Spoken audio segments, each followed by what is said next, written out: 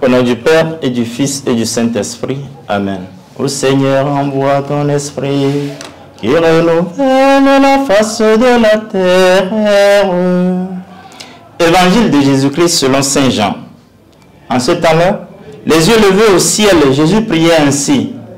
Père Saint, garde mes disciples unis en ton nom, le nom que tu m'as donné, pour qu'ils soient un, comme nous sommes un. Quand j'étais avec eux, je les gardais unis dans ton nom, le nom que tu m'as donné. J'ai veillé sur eux, et aucun ne s'est perdu, sauf celui qui s'en va à sa perte, de sorte que l'écriture soit accomplie.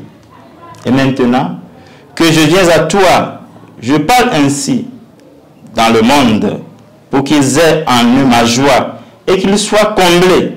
Moi, je leur ai donné ta parole, et le monde les a pris en haine, parce qu'ils n'appartiennent pas au monde, de même que moi, je n'appartiens pas au monde. Je ne prie pas pour que tu les retires du monde, mais pour que tu les gardes du mauvais. Ils n'appartiennent pas au monde, de même que moi, je n'appartiens pas au monde. Sanctifie-les dans la vérité. Ta parole est vérité. De même que tu m'as envoyé dans le monde, moi aussi, je les ai envoyés dans le monde. Et pour eux, je me sanctifie moi-même, afin qu'ils soient, eux aussi, sanctifiés dans la vérité. Acclamons la parole de Dieu. Louange à toi, Seigneur Jésus. Nous sommes au mercredi 4 juin 2025, dans la 7e semaine pascale. Dans l'évangile que nous venons d'entendre, Jean présente la dernière session de la grande prière de Jésus, dite sacerdotale, avant son arrestation. Dans cette partie, Jésus prie pour l'unité de ses disciples, leur consécration à la vérité en vue de leur sanctification.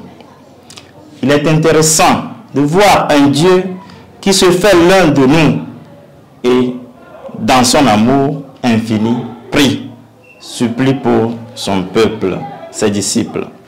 Cette action de Jésus rassure tous les croyants dans leur marche de foi qui ne sont pas seuls. Que Dieu se souvient d'eux dans leur combat existentiel et spirituel.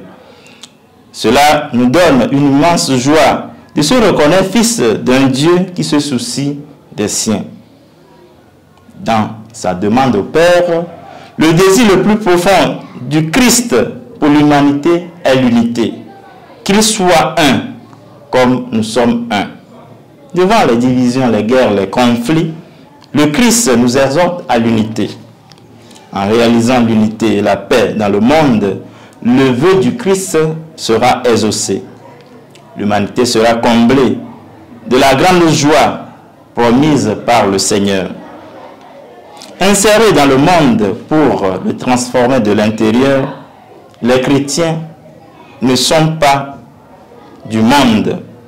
Nous sommes invités aujourd'hui à chercher l'unité, à cultiver les valeurs de la paix et de la vérité pour faire rayonner le Christ dans nos vies.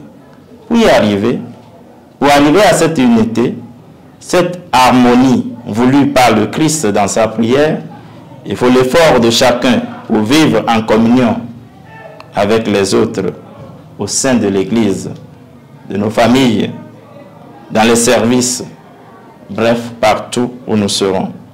L'unité est à la fois un don de Dieu et le fruit d'un travail humain, d'écoute, de pardon et de sacrifice personnel.